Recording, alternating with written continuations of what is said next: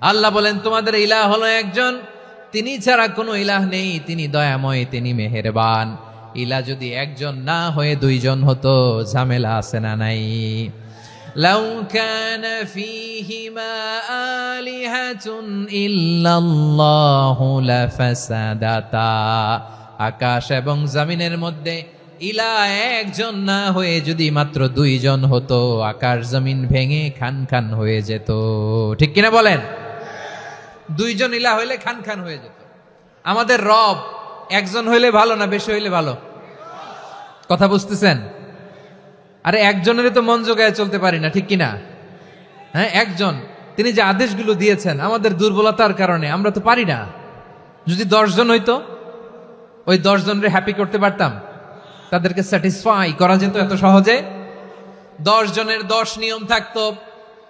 একজন বলতো আমার সেজদা দিবি সকালে, আরেকজন বলবে আমার জন্য নামাজ পড়বি 3 বার, আরেকজন বলবে আমার জন্য যাকাত দিবি এতবার, আরেকজন বলতো আমার জন্য কুরবানি দিবা এতবার। তাহলে আমাদের জন্য কঠিন হয়ে যেত, ঠিক কিনা? যদি ইলাহ একজন না হয়ে একাধিক হতো, একজন বলতো না আমি মহাবিশ্ব এভাবে চালাবো, আরেকজন বলতো না আমার মন চায় এভাবে, আমি এভাবে চালাবো, একজন বলতো সূর্য আমি পূর্ব দিকে উঠাবো, আরেকজন বলতো না আমি দক্ষিণ দিকে উঠাবো, আরেকজন বলবে না আমি উত্তর দিকে উঠাবো। এরকম আছে না নাই? ঝামেলা লেগে যেত। এজন্য বেশি রব হইলে আমাদের জন্য ঝামেলা, খোদা বেশি হইলে আমাদের লস। একজন হওয়াতে আমরা বেঁচে গেছি। বারোয়াখালীবাসী আওয়াজ করে না, কথা বলে না।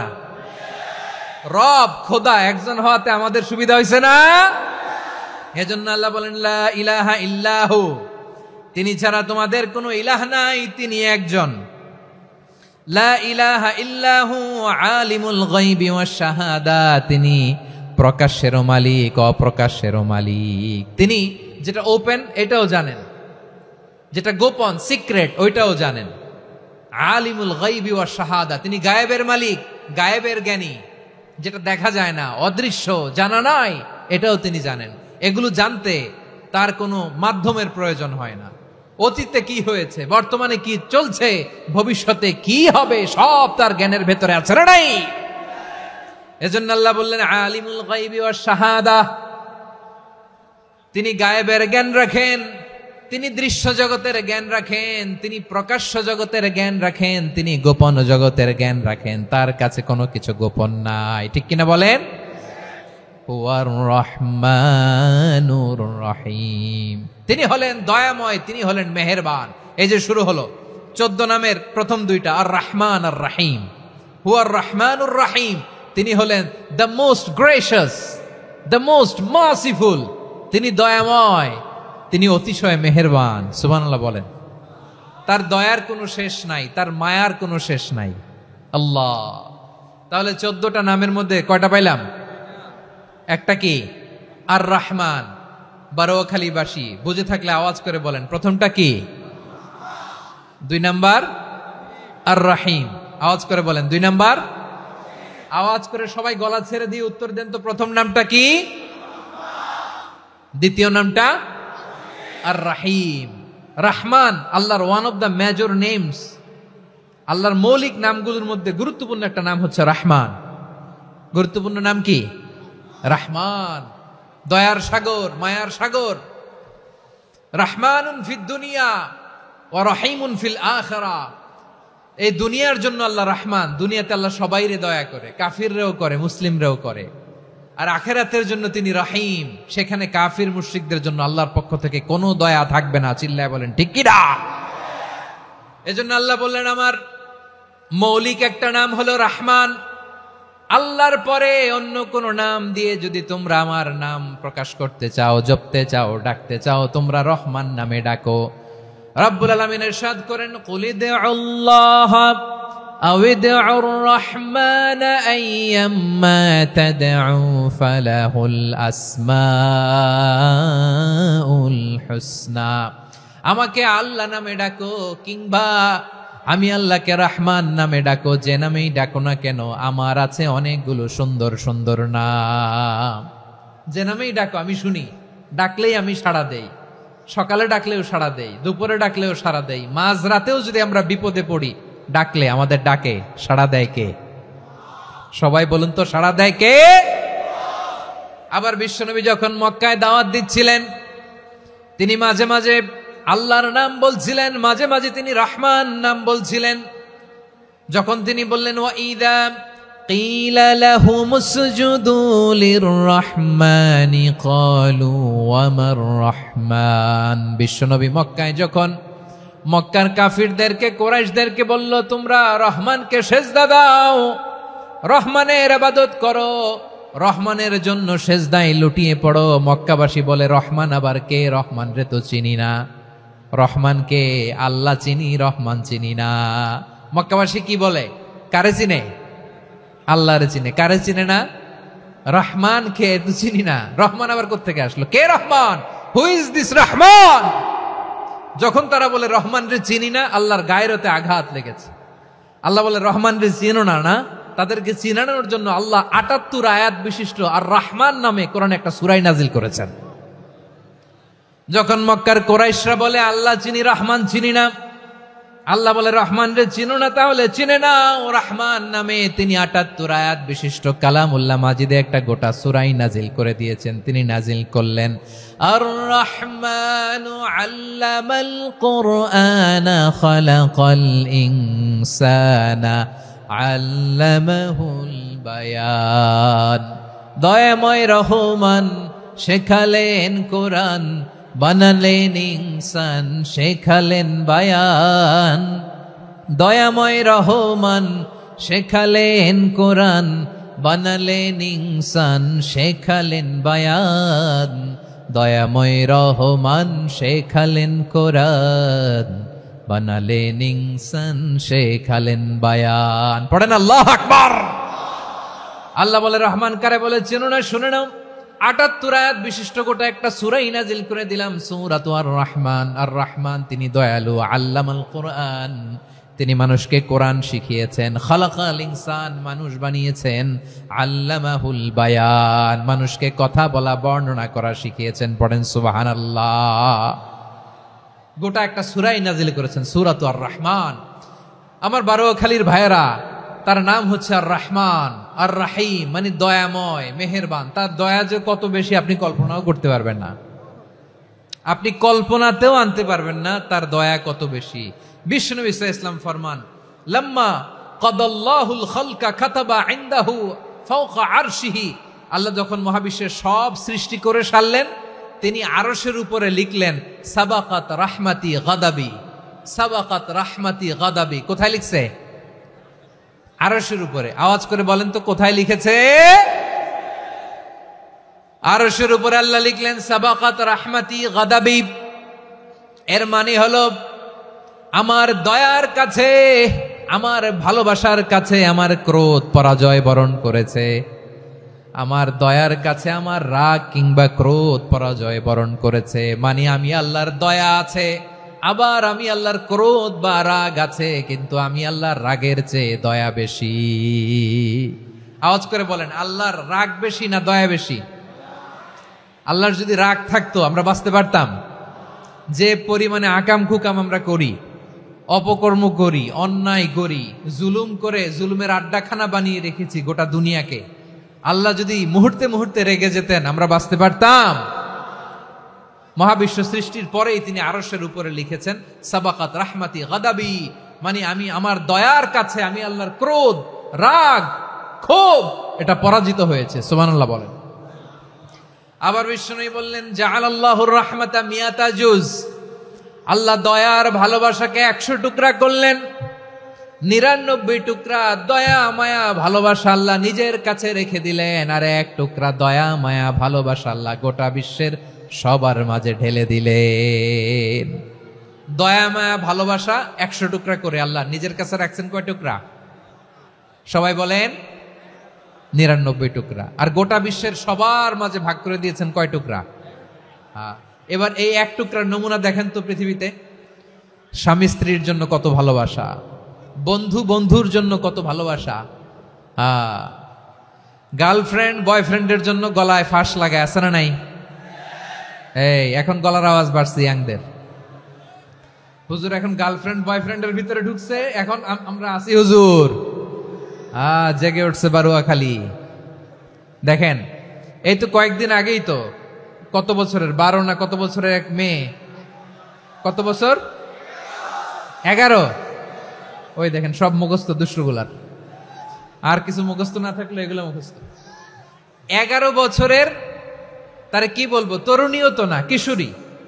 এই কিশোরী ভালোবাসার টানে বাপ মা থুইয়া চলে গেছে কোথায়। দেখেন ভালোবাসারে আল্লাহ 100 টুকরা করেছেন, 99 টুকরা ভালোবাসা আল্লাহ নিজের জন্য রেখেছেন, 1 টুকরা আমাদের সবাইকে ভাগ করে দিয়েছেন।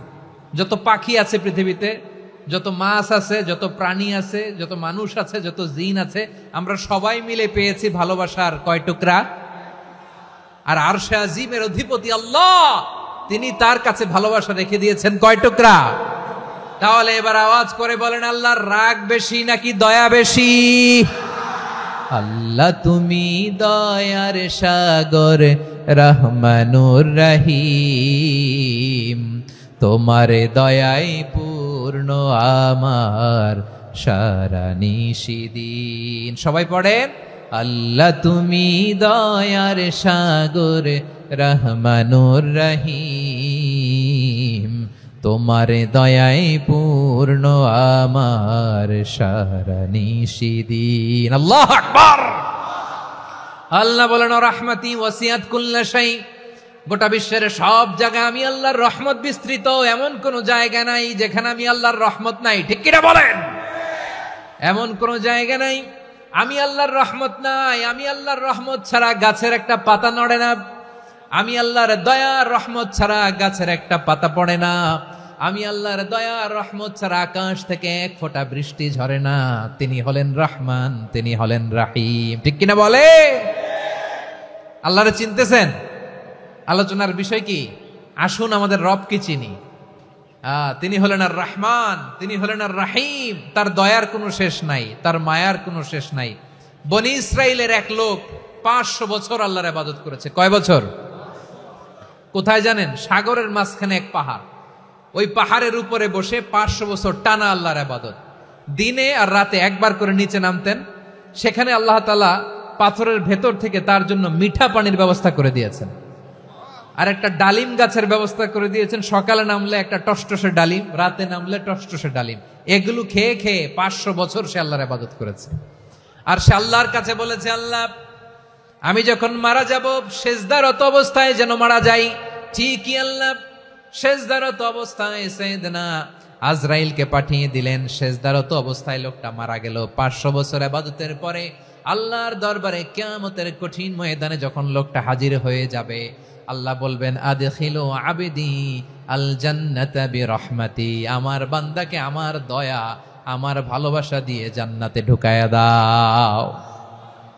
500 বছর ইবাদত করছে তো আমার দয়ায় আমার বান্দারে জান্নাত দাও। এই বান্দা বলে, বালবি আমালি, আল্লাহ তোমার দয়া লাগবে কেন?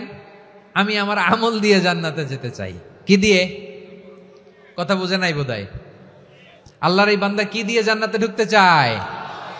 আমল দিয়ে। আল্লাহ বলছে, আমার দয়ায় আমার বান্দারা জান্নাতে নিয়ে যাও। ফেরেশতারা এ বলে, আল্লাহ তোমার দয়া লাগবে কেন? সেজদা তো কম দেই নাই, জিকির করতে করতে 500 বছর শেষ করে দিলাম, আবার তোমার দয়া লাগবে?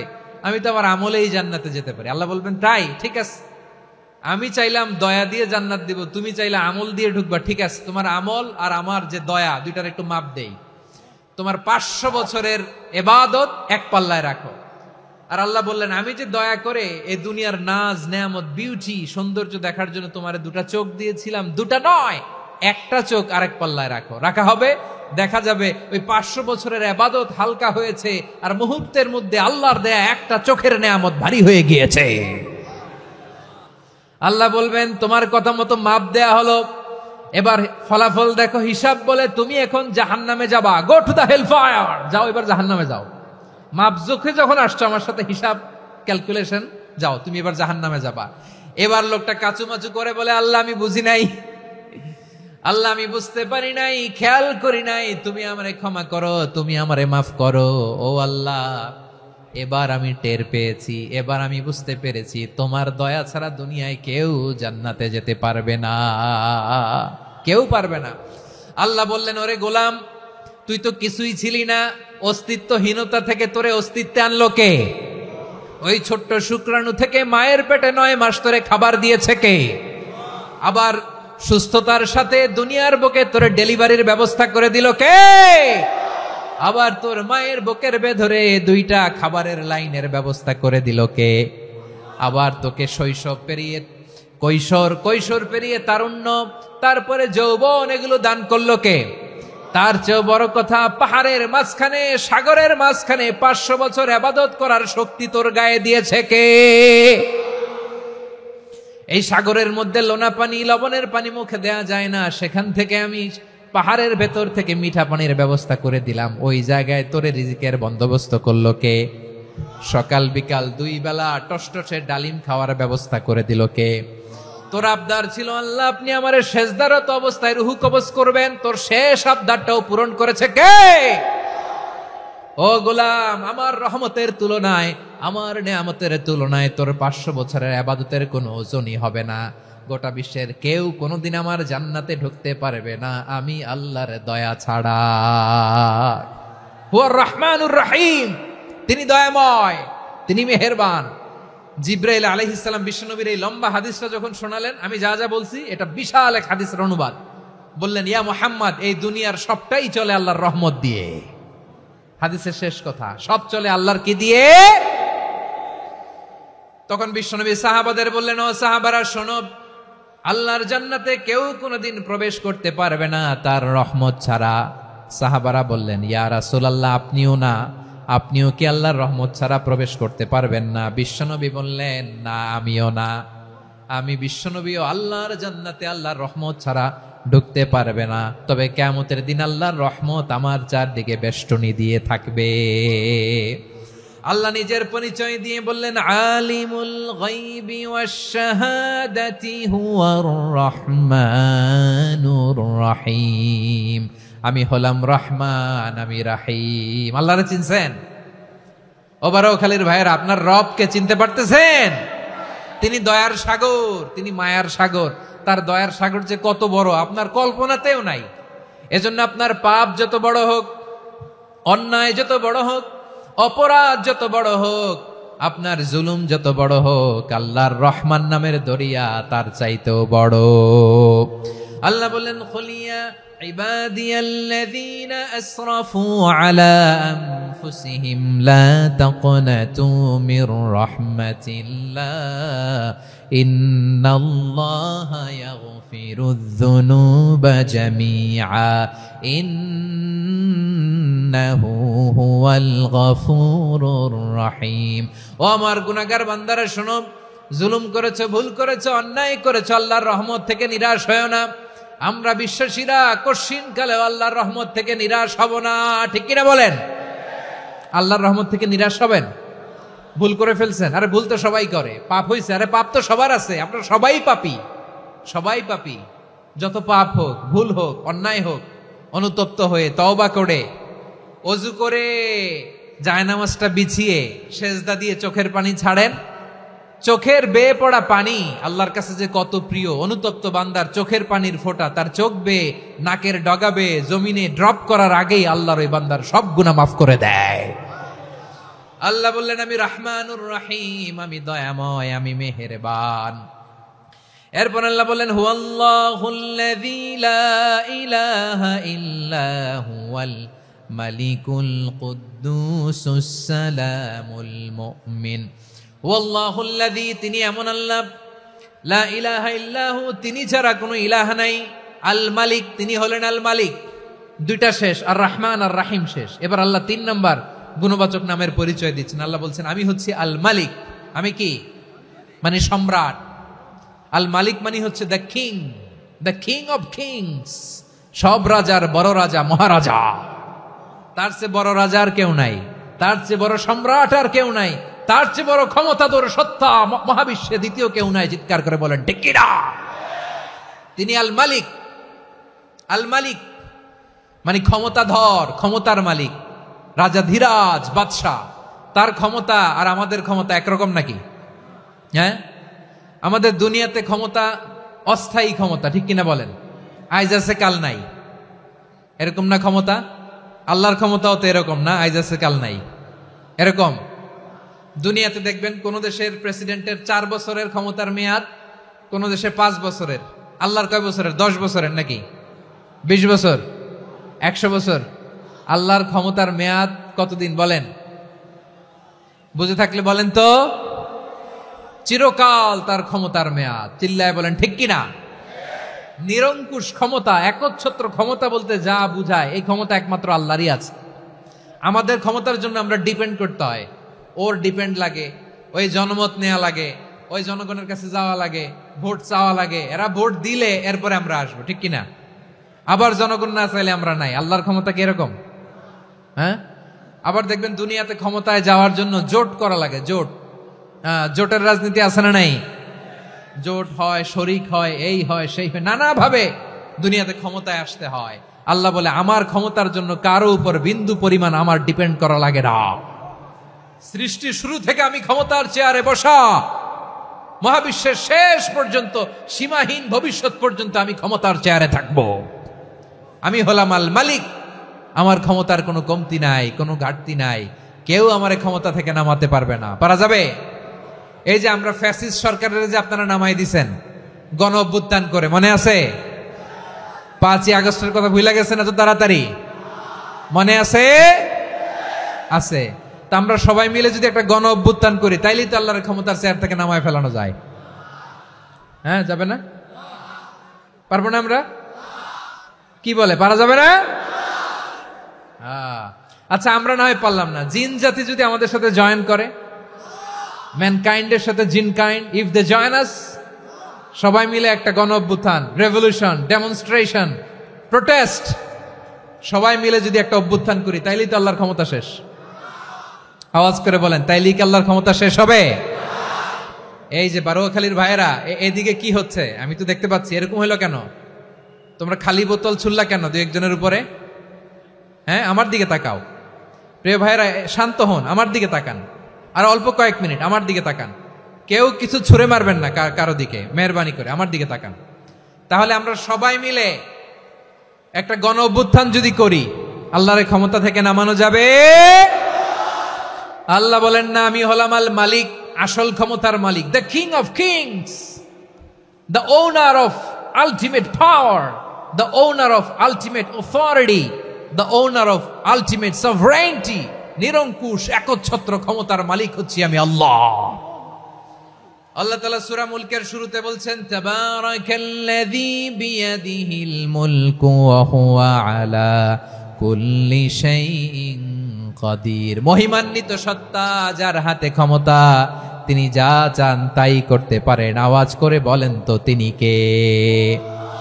আবার আল্লাহ বলেন, কুলিল্লাহুম্মা মালিকাল মুলকি তুতিল মুলকা মান তাশাউ ওয়া তানজিউল মুলকা মিম্মান তাশা ওয়া তুইজ্জু মান তাশাউ ওয়া তুযিল্লু মান তাশাউ বিয়াদিকাল খায়র ইন্নাকা আলা কুল্লি শাইইন কাদির। আল্লাহু আকবার। এ নবী, আপনি বলুন, আল্লাহুম্মা মালিকাল মুলক, আল্লাহ আপনি ক্ষমতার মালিক। তুতিল মুলকা মান তাশা, যাকে চান তারে ক্ষমতার চেয়ারে বসান। ওয়া তানজিউল মুলকা মিম্মান তাশা, যাকে চান তাকে ক্ষমতার চেয়ার থেকে ছুঁড়ে ফেলে দেন। তিনি কে? ক্ষমতার চেয়ারে বসায় কে? আবার মনে চাইলে আস্থা করে ছুঁড়ে নিক্ষেপ করেন, তিনি কে?